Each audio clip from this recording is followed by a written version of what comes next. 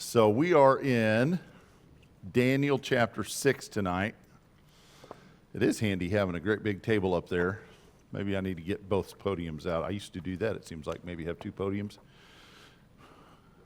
No, I'm good for tonight. I think we'll make it work. We'll see. Oh, that two-part one over there. That's right. That's right. Okay. We'll get this streamlined here as the summer progresses. This is going to work for now. Okay, so we are in Daniel. We have last week we concluded Daniel 5, got started on Daniel chapter 6, got a little ways into the chapter, but not too far. And I did see just before services started tonight too, I got a message from the guy that's rebinding my Bible. And so I'm hoping to see that he's ready to wrap it up and get it back to me, so I can have the Bible I'm used to. So Daniel chapter 6, we started, and in Daniel chapter 5, we saw the end of the Babylonian Empire. I mean, that the Babylonian Empire ends in chapter 6. And it's remarkable if you read the history of that. We know that date. That was October 12th, 539 BC. I don't know how they know that so specifically. I don't know how they're able to just date it with such certainty. But just resource after resource that I looked at, they all use that same date. So it's interesting to me. Now, some things that we kind of talked about last week was Darius, who is the king at the beginning of chapter 6. He's the king at the end of chapter 5 verse 31. So Darius the Mede received the kingdom at about the age of 62. And then chapter 6 verse 1, it says, now it seemed good to Darius to appoint 120 satraps. Turns out those may not be the same guy. Darius was a common translated name into Aramaic for some of the kings. There were several Dariuses and Darii, and it could be that the Darius. There are some resources that are very adamant that it is absolutely not the same person. J.J. Turner in his commentary wrote that it was another writer by John Whitcomb. And his book titled Darius the Mede has shown quite conclusively that there are two different Dariuses, because the Darius that came into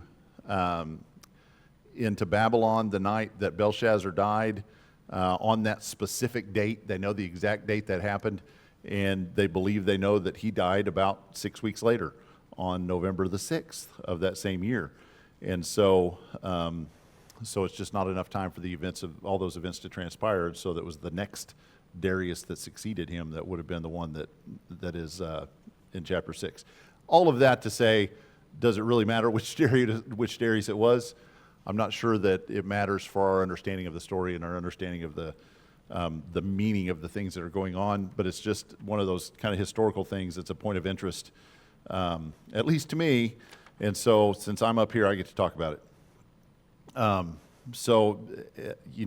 you're reading through the text, I don't think it would ever occur to me to think, I wonder if 531 and 6:1 are the same Darius. I would have never suspected they weren't, but turns out they're probably not.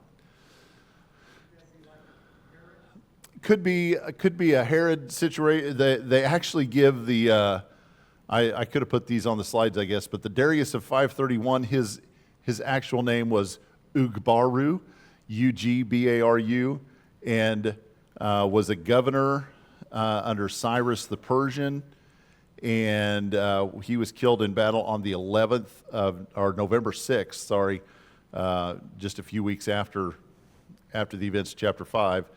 And then the Darius of Daniel 6:1, so the first guy was Ugbaru, this guy is Gubaru, switch the G and the U around. And I suppose that means something in their language, but it looks the same to me, almost. But he is the one after the fall of Babylon under Ugbaru. Gubaru becomes the governor of Babylon, and he is the Daniel of 6:1. So, Gomer, had Gomer and Goober, I don't know. And this was most likely in the following year, 538 BC, rather than in the year of the fall of Babylon, which was 539 BC. So, and by the way, not the same Darius that we're going to see in chapter 9, verse 1, is what these guys are saying. So they've got a lot more letters after their name than I do. And so in the first year of Darius, the son of Ahasuerus, is the guy in chapter 9, and that's a different Darius than the one that we have in 5 or 6. So multiple Dariuses, like we got multiple Herods and multiple Jameses and stuff in the Bible. So sorting through some of that, only bringing it up so that we don't get unnecessarily confused by thinking all this stuff happens under one guy when it's kind of spread out a little more than that.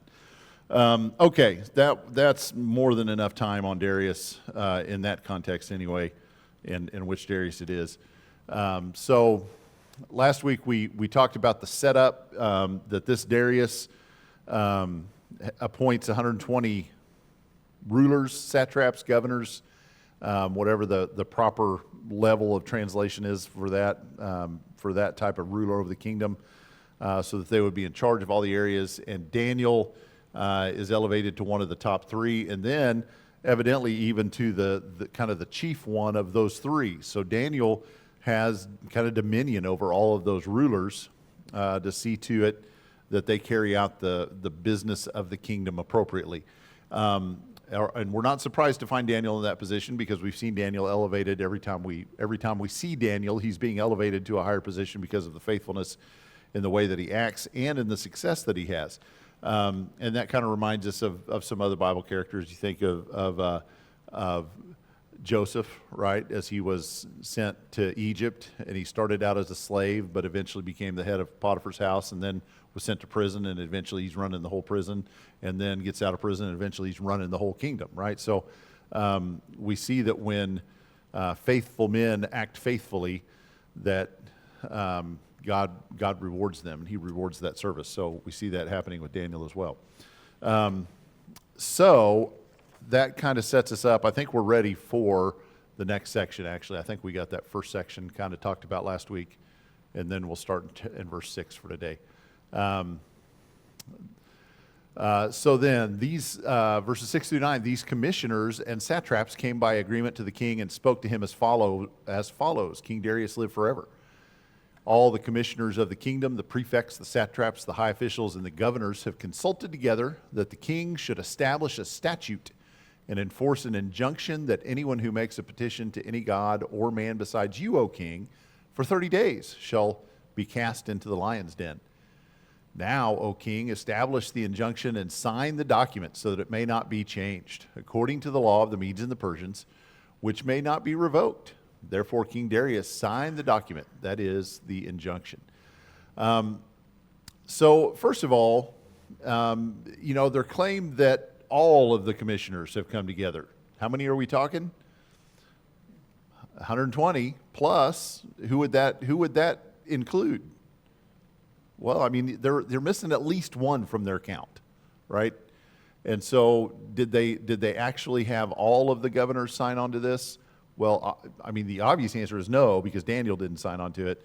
But then that begs the question, well, how many of them did they actually get signed on to it? Did they just get a representative? Did they get a cohort of governors that they could manipulate, that maybe had their same, a faction or whatever, that they could control, and they got the support or the backing of those governors and saw that as enough to get the job done?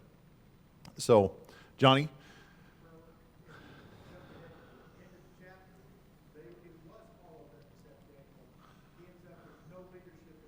Right.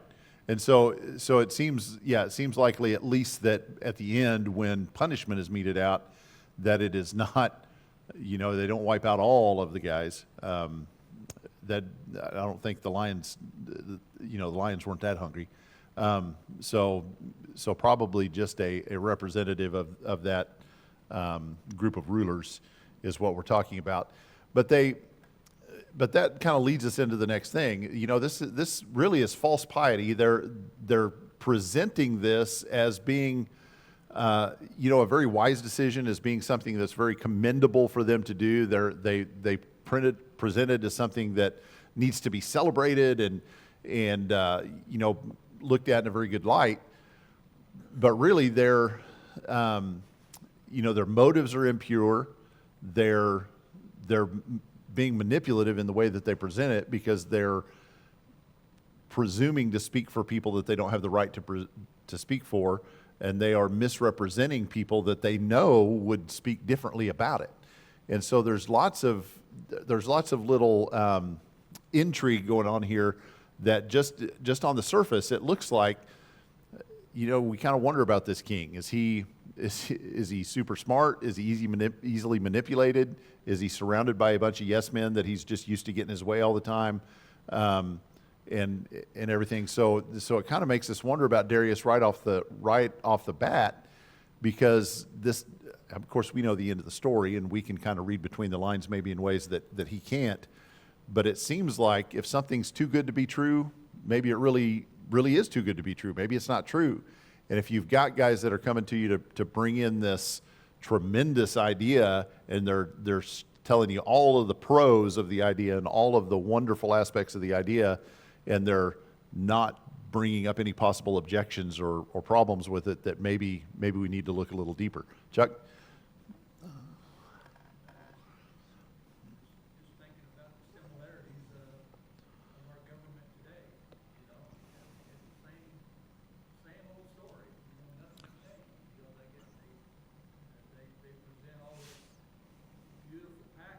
Yeah. They lay in the stuff that they want in between there, Yeah. it's not noticed. That's Yeah. the same old thing. Yeah.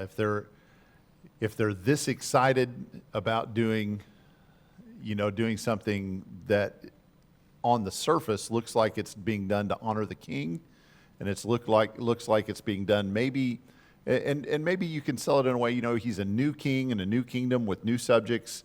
And maybe this is a way to get the kingdom to unite in a way around a new king, or to get them to lay aside, thoughts about the old king, or thoughts about their gods, or whatever it might be. And it's a way to, maybe we're selling it as a way to unify. But there's something else at work here. There are other motives at work, and the king misses it. The king misses those. Whether it's because he doesn't ask questions, or he's just enamored with the idea that he's going to be receiving the praise, and that feels good to him, so he's excited about that, or whatever. But for whatever reason, the king misses the flip side of the coin.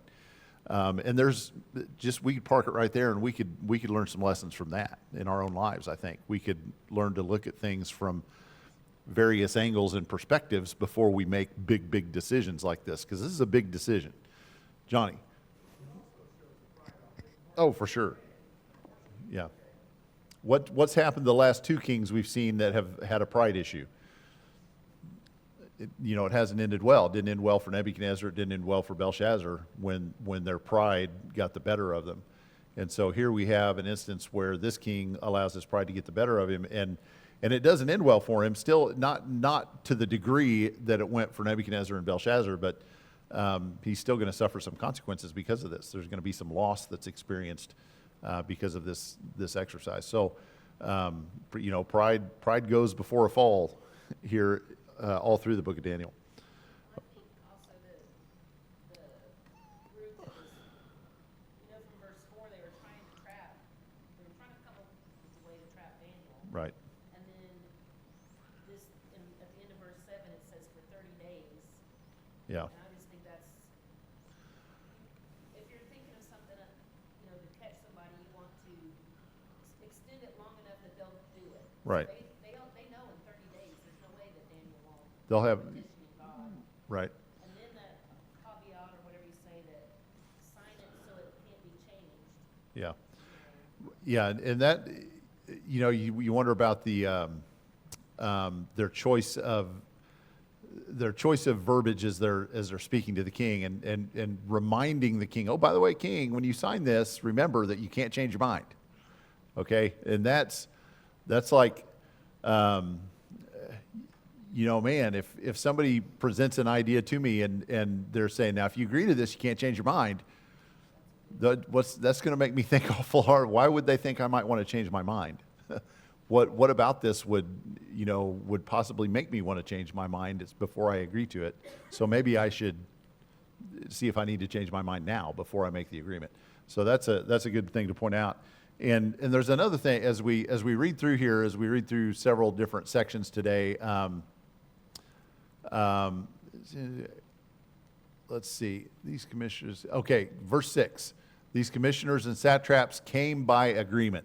Take note of that phrase, and kind of see the number of times that this kind of thing is happening. And maybe as we make our way through there, we'll kind of parse out what that means and why they're acting that way. It's not one guy coming to the king on his own. They keep coming to the king by agreement, and we'll see if there's anything to be seen there by that.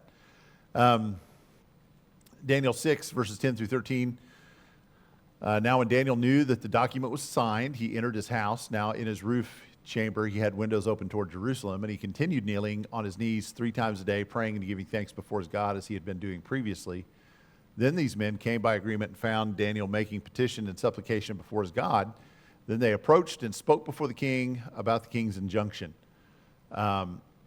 Did you not sign an injunction that any man who makes a petition to any god or man besides you, O king, for 30 days is to be cast into the lion's den? The king replied, the statement is true, according to the law of the Medes and Persians, which may not be revoked. Then they answered and spoke before the king, Daniel, who is one of the exiles from Judah, pays no attention to you, O king, or to the injunction which you signed, but keeps making his petition 3 times a day.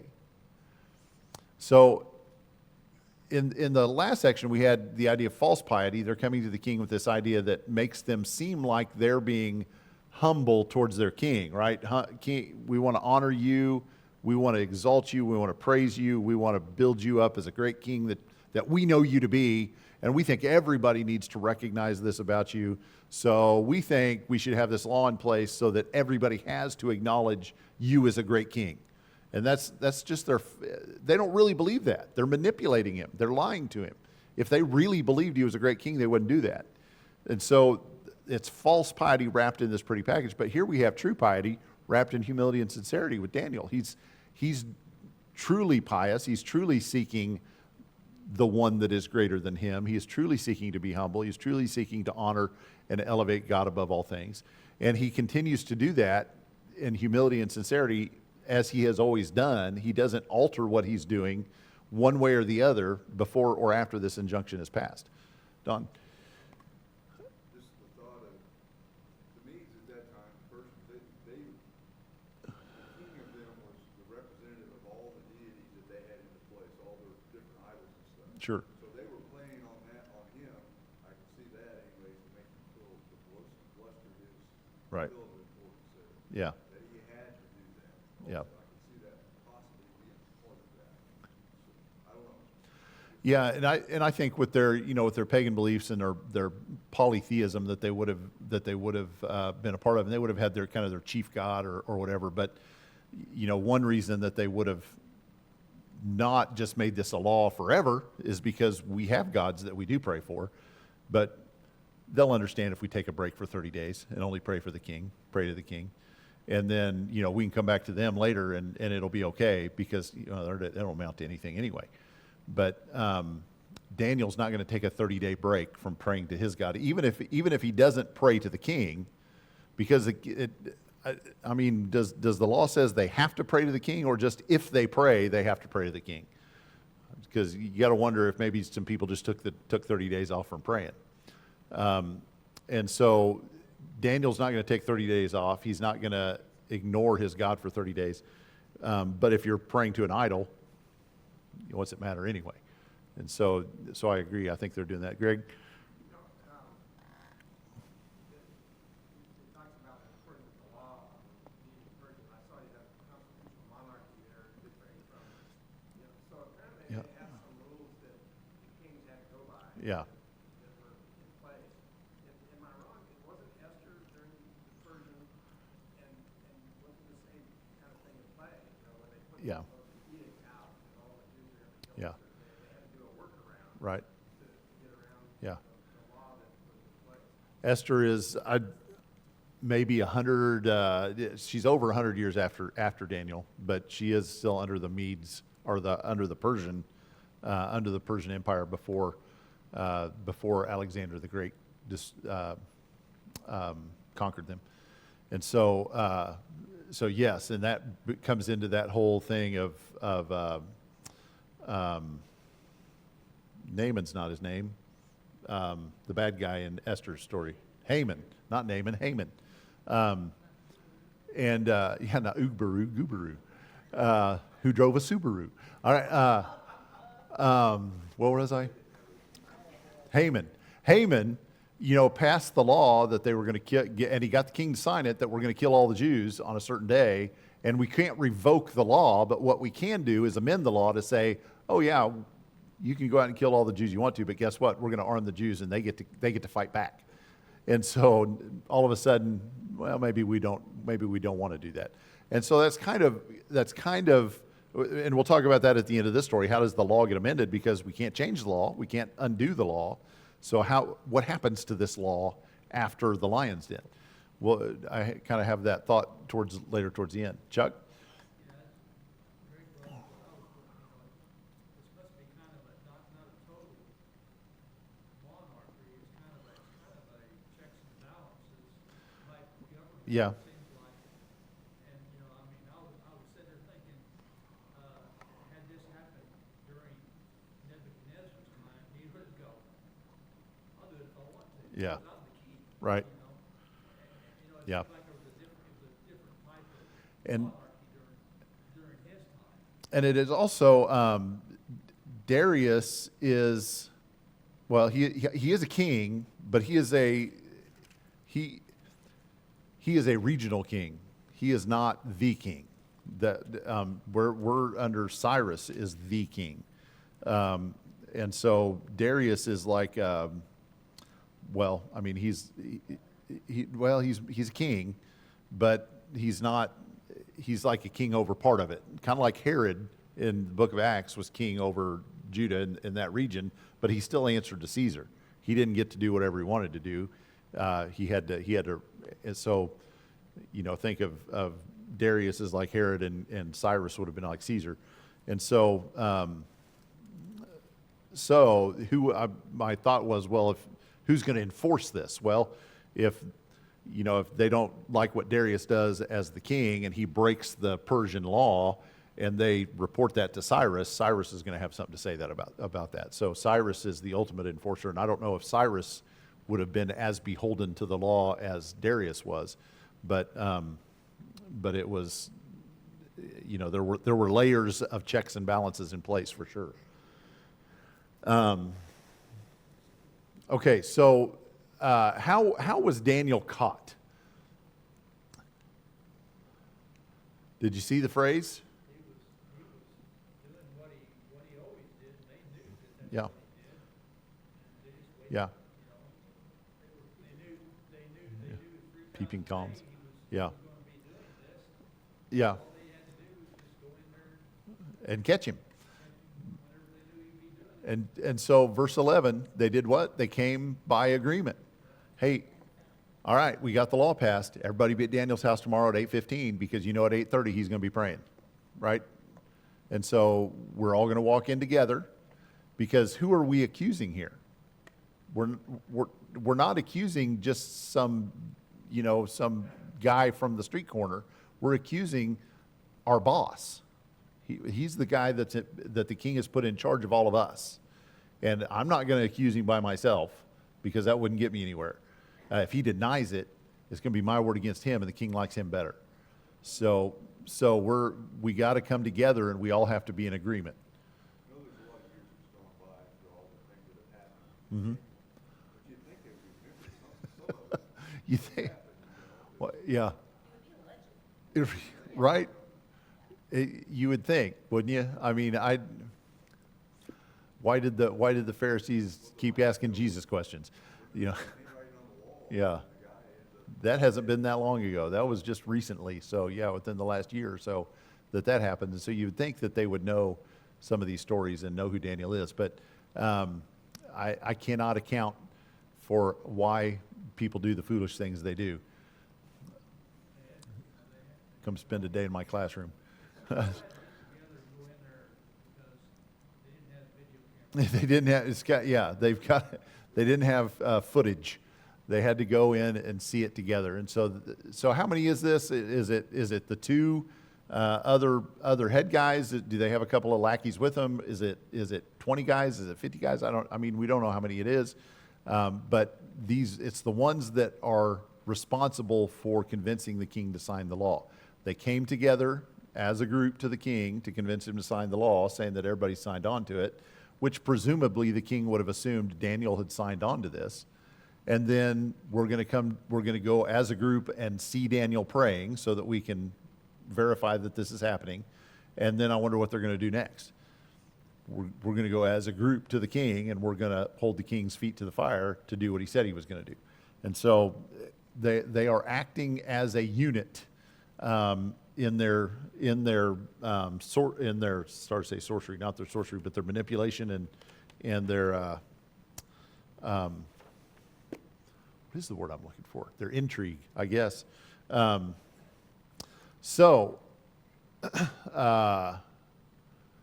He was caught by agreement because they all came to spy on him. 14 and 15. Then, as soon as the king heard, we didn't even talk about that. The statement is they all came to the king, and they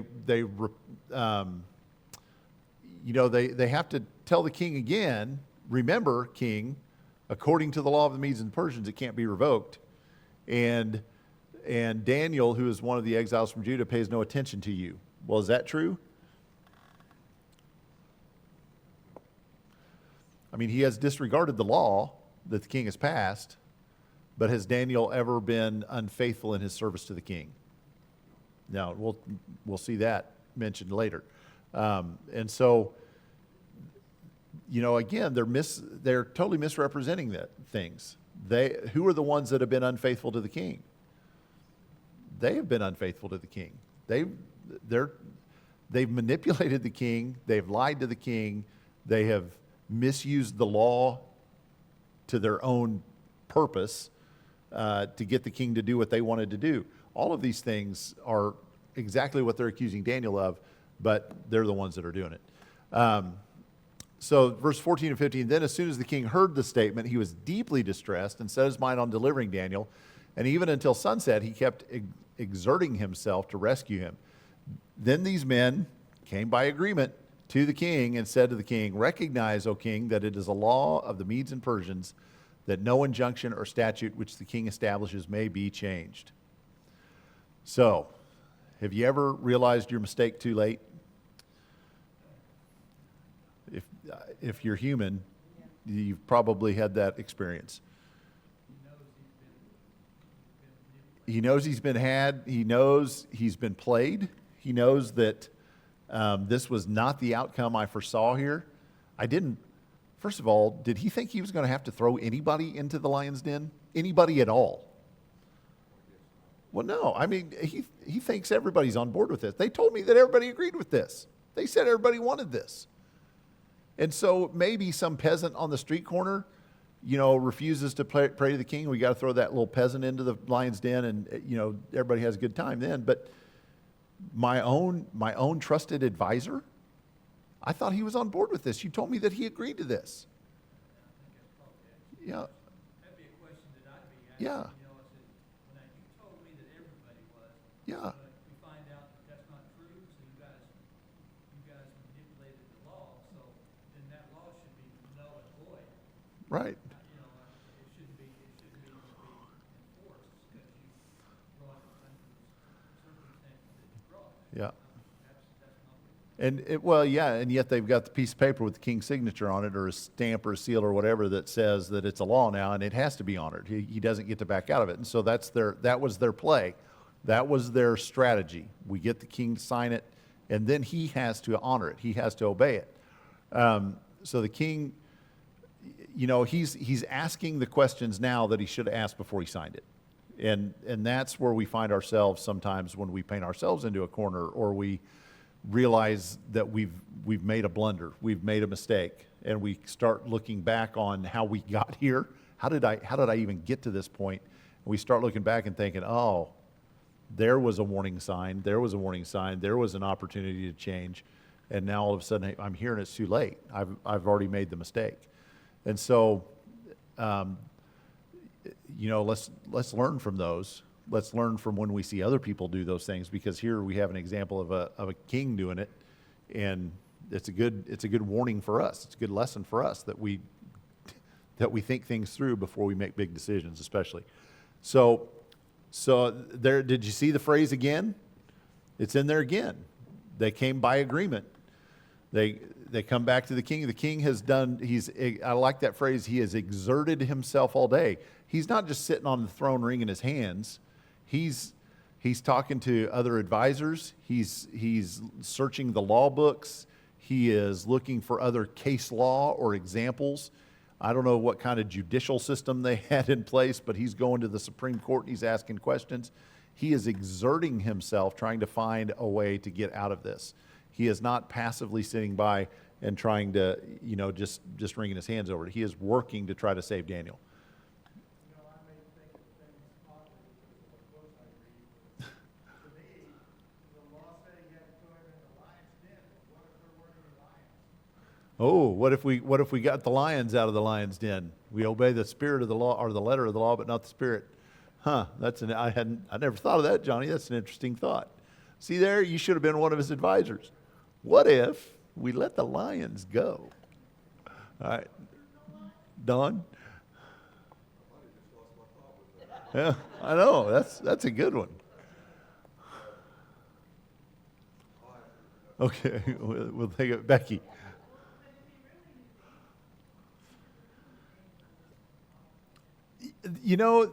So we've talked about Daniel's reputation and how, these other prefects and satraps and guys should have known better than to try to get one over on Daniel. And maybe we lay this at the feet of the idea that the king hasn't gotten to know Daniel that well yet, because he's only been in power probably for less than a year by the time this takes place. And yeah, but so he knows Daniel's worth, but he doesn't have a full understanding that it's because Daniel follows the God he does that's why he's worth so much. And so, sees Daniel as on par with the rest of the governors, just a little smarter, but doesn't understand that it's because of the God that he serves, maybe. I'm kind of wondering if these guys, satraps, come with a little bit of an attitude now that they know they've trapped him, and then now that they've got him trapped, Yeah. then it swings, and now that they've become arrogant with him, Yeah. they get to go play with the kiddies a little bit later. Yeah. And that's, here it is again. We came together as a group to go present the idea to the king. We went together as a group to go catch Daniel doing what he did. Now we've come together to tell the king about it. And now that the king knows, and the king's been working all day, and so far the king has not honored the Persian law, and the sun's about to go down. And we don't let the sun go down without the law being kept. And so the sun's going down, and we got to go get a hold of the king, and I'm not going to go tell him by myself. So we all go together to tell the king. I mean, it's just over and over and over again that they are in this together. And so even if they get their way, if everything works the way they want it to, and Daniel gets eaten by lions, what's the best position they find themselves in? We've got a king that's really mad at them, that's probably never going to trust him again. Yeah, then they've got to stick together, because they're not going to be able to count on this king to have their back after this. This king is not going to be their friend, regardless of how this ends after today, because now they have revealed their character to the king, and they obviously didn't think this thing through all the way to the end. They think they're getting one over on the king and on Daniel, and before it's over with, they're going to be sorry they tried that.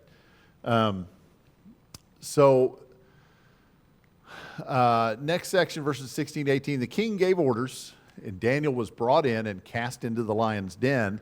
the king spoke and said to Daniel, "Your God, whom you constantly serve, will himself deliver you." The stone was brought and laid over the mouth of the den, and the king sealed it with his own signet ring and with the signet rings of his nobles, so that nothing would be changed in regard to Daniel. Then the king went off to his palace and spent the night fasting, and no entertainment was brought before him, and his sleep fled from him. Okay, so we had several times, and this is just an interesting thing for me to track through Daniel, the book of Daniel. We talked at length several times about Nebuchadnezzar and the development of Nebuchadnezzar's faith and where did it start, how far did it get to, did it ever get as far as we wanted it to, those kind of things. So how, at this moment in the story, how do we rate Darius's faith based on what he's just said? Personally, I don't know, but he thinks he has some, verse 16, your God whom you constantly serve will deliver. He has some indirect faith in God. It's He has a kind of a faint understanding, he said, hopefully your God will save you. So, yeah, and I think he says more than that. He doesn't say hopefully, he says your God will. So let's think about what did the king do? What has the king been doing for the last 10 or 12 hours? He's been exerting himself to try to save Daniel. I think he's learned a lot about Daniel in this last day. And so the question earlier was, how did the king not know that this would affect Daniel? How did the king not know? Well, he didn't know Daniel that well.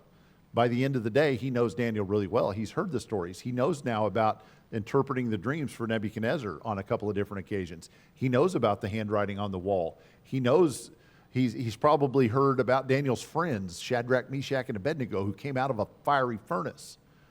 And so all of a sudden, this guy that I knew was a really, really good advisor, and when he gave me advice, it was really good advice, and I benefited from whatever he said. Now I'm beginning to see where that comes from, and it comes from the fact that he serves this God that I've never heard of. And it's his God. It's still Daniel's God when he says, your God whom you serve constantly. Well, how does he know that Daniel serves him constantly? Well, he's learned that today. I mean, he's been asking questions, and he's learned about Daniel. And so this God whom you serve constantly will deliver you, because I've heard the stories about the dreams, and I've heard the stories about the lion or the fiery furnace, and I've heard all these other things, and I think you're going to be fine, Daniel. I think there's so many indicators. I think there's a lot of indicators that we really did have a personal understanding of it before this. But verses 6 through 9, they don't really say that was the only issue brought to him on Friday. Because it might not have been the only thing. The only charge they had against Daniel? No, he might have signed a lot of Oh, stuff that yeah, I don't think that. yeah, The idea that he made a bad decision at that moment. yeah. Came to him and proposed the They, law. I don't think that necessarily indicates he didn't have a personal understanding. There's so many indicators there. yeah. And it's possible. Yeah.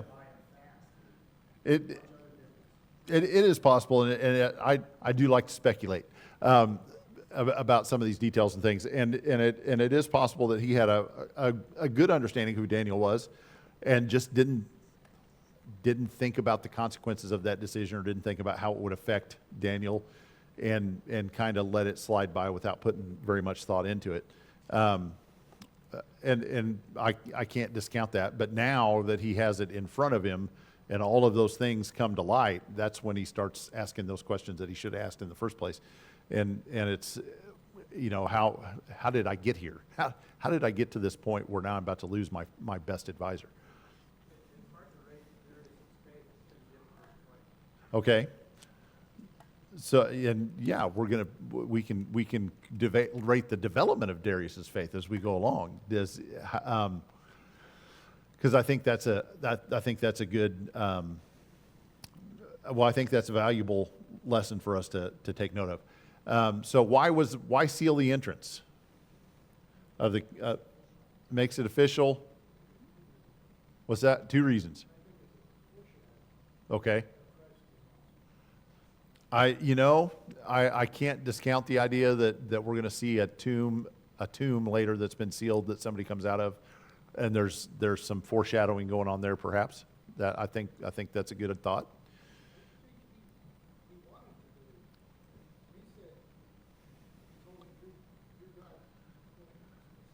Yeah. Yeah.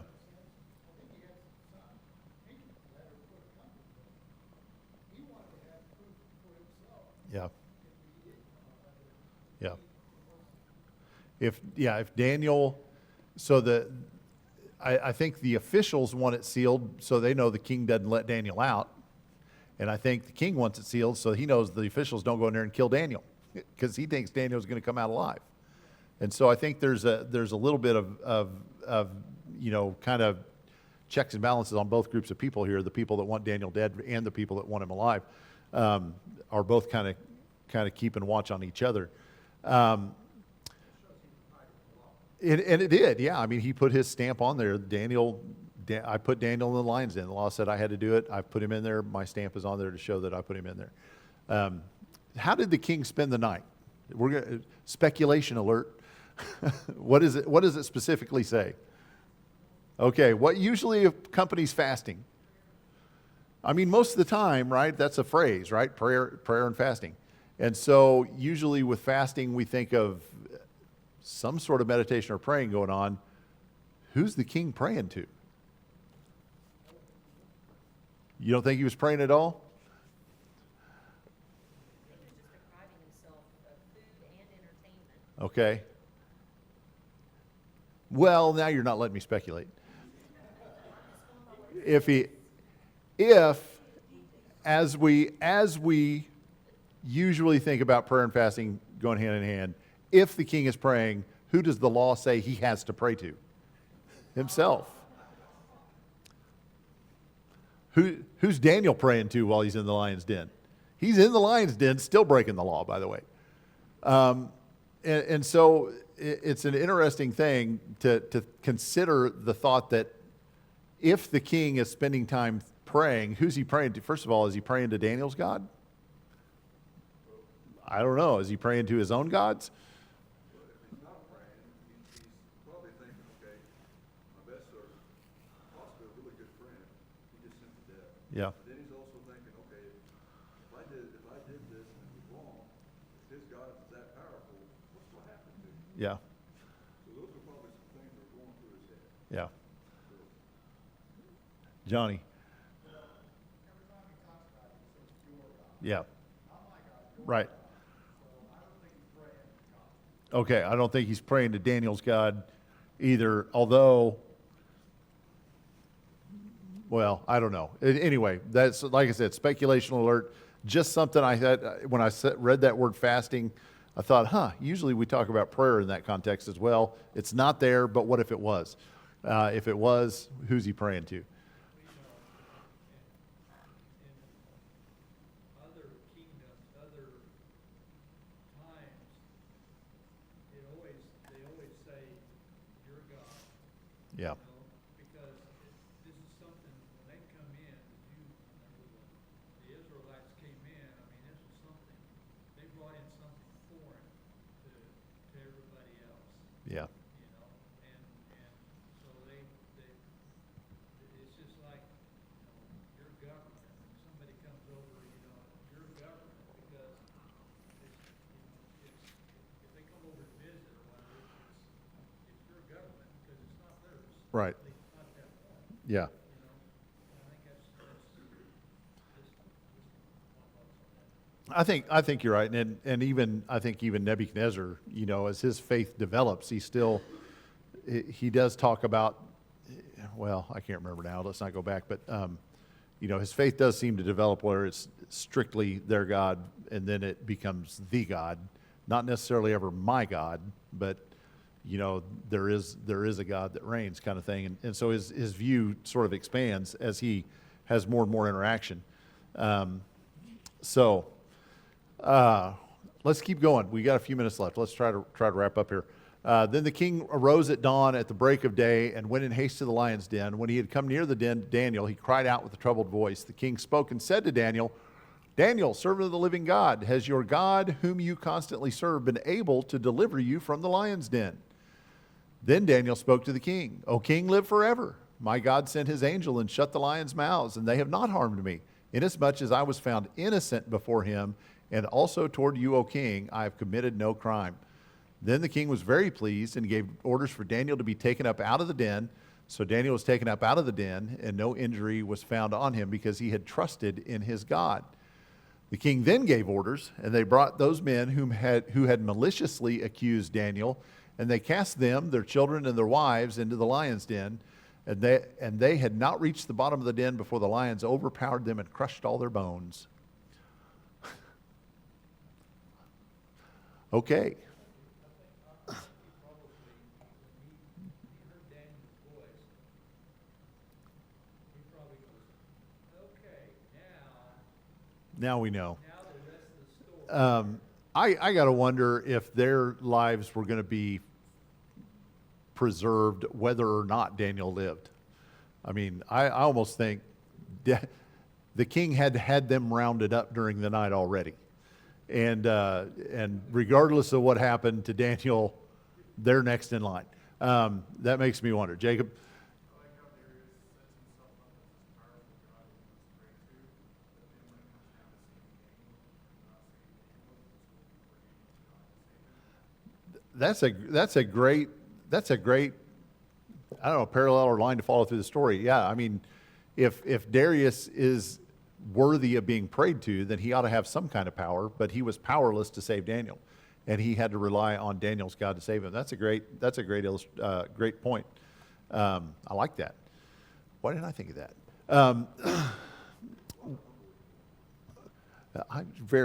lot of humbling going on. So why does Darius rush to the den in the morning?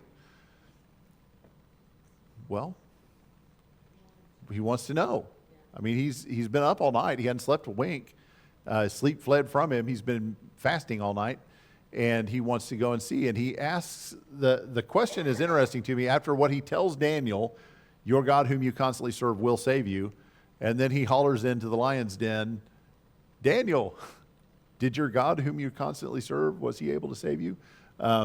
So does that demonstrate a lack of faith or a lack of belief that Darius, wondered, did he or didn't he, will he or won't he, could he or couldn't he?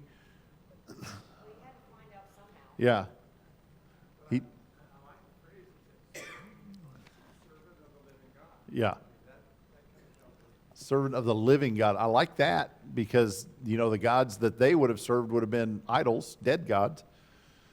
But isn't it true that when we fret and worry over issues, that sometimes our faith kind of wanes? Who are you talking about? And instead of letting it go and saying, God's going to take care of this and go on, but we fret over it, we think about it, we try and come up with our own answers on how it's going to happen, and we're letting our faith in God slip. That sums it up very well. I think yeah, he hadn't had a good night's sleep. He was weak. Thomas asked to see proof, and I'm glad that he did. I love that story, and his he got to see the proof. So Darius made the statement of faith, but then still wants to see that faith vindicated, still wants to see that faith made true. What is the difference of his faith as he's walking to the lion's den versus after he hears Daniel's voice? What happens to his faith in that moment? So he had all the faith he could muster, literally all the faith he could get, that he could well up with inside himself. As he's walking to the lion's den, he calls out Daniel's name, and then when he hears Daniel's voice, that faith grows. And so that's a great experience. In all his desperation, trying to figure out how am I going to save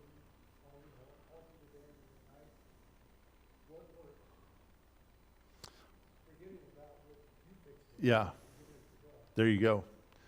Yeah, he exerted himself all day long and couldn't fix it. And then he just had to sit and wait on God. And so that's the point. I think one of the other things is a big point is, you don't see Daniel worried. But the king is. Yeah. But Daniel, it doesn't seem that he's worried about anything. Yeah. Daniel, kind of like Shadrach, Meshach, and Abednego, our God will save us, but even if he doesn't, it's okay. We're not going to bow down to you. And so Daniel has that same attitude. God will save me, even if he doesn't. Okay, I'm still not going to pray to you, King.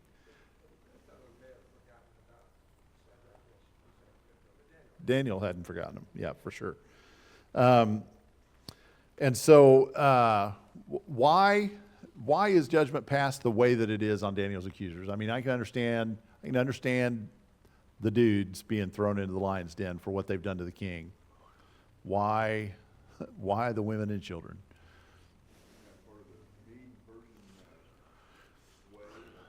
way. I think it was part of their cultural, meting out of justice. I think to some degree, I think that probably would have been a big part of it. Well, there's always been the thing of you kind of get rid of the children so that Yeah. they didn't come back after you. Yeah. Vengeance. Yeah. But it's a terrible reminder to women to be sure who they marry. Tracy's like, now you tell me. Okay. Yeah, that's again. There you go, Johnny. You think it a little different than the rest of us. That's okay. All right. I wasn't going there, but I think it's a very very blunt reminder of the suffering that sin can cause, and we have the Bible verses that tell us that the children won't suffer the sins of the father, and I think that's more of a divine judgment type of thing versus not necessarily suffering the consequences of sin. And I see it every day at school. I see children that are suffering because of the consequences of their parents' sin. I see that every day, and they've not done anything to deserve that, but the lives their parents are living is having a direct impact on the way that these kids come into my room every day. And so, and I mean, Chuck saw that in his line of work. Doctors see it in their line of work. I mean, we can see it. You can go to Walmart and you can see it. And so, sin is serious. And when sin prevails, as it did in the lives of these men, it has far-reaching consequences, and it harms people that you wouldn't even think it would harm. So often people say, well, my sin is between me and God. It doesn't hurt anybody else. Baloney. It does. And that we can never lose sight of that. And the stories like this remind us of that fact. Real quick, I know we're over. 25, then Darius the king wrote to all the peoples, nations, men of every language who are living in all the land, may your peace abound. I make a decree that in all the dominion of my kingdom men are to fear and tremble before the God of Daniel. For he is the living God and enduring forever, and his kingdom is one which will not be destroyed, and his dominion will be forever. He delivers and rescues and performs signs and wonders in heaven and on earth, who has also delivered Daniel from the power of the lions. So this Daniel enjoyed success in the reign of Darius and in the reign of Cyrus the Persian. So what about the original law? We already, we had the 30 days aren't up yet, presumably. And so we can't undo the law of the Medes and Persians. Yeah. Well, but what about everyone else? And so they're to fear and tremble. And so we can call that prayer. We don't have to call it prayer. We can call it fear and trembling. And so, all right, Tim. After seeing what happened to the bad boys, Yeah. I don't think he'd rather anybody. Who's going to bring an accusation? Yeah, who's going to bring an accusation now against somebody praying to get Daniel's God? And so Daniel's God gets a pass on this one. We can pray to him. And then has Darius's faith grown through this process? Well, he just declared Daniel's God the living God whose kingdom will never fail. That's pretty big for a king to say there's a God whose kingdom will never fail, who will endure forever. And that's a tremendous sign of growth there. So, final lesson, when our faith is on display, it will have an influence on the people around us. And Daniel's faith was on display, and it certainly influenced the king. So, that's good. One quick thing, if you, they could not tangibly touch Daniel's God, whereas they were used to icons, I guess. Yeah, statues, idols. Idols, even if it's themselves. And so I think there's some faith there. Have faith in somebody you can't see, but you did see Daniel walk Yeah. out of the lion's den unharmed. Yeah. There you go. To declare, we have idols that don't do anything, but there's a God who is a living God that is we can't see, is a remarkable step. Yeah, Johnny. The lions definitely wasn't because they'd missed a meal or two. The lions were fat. All right.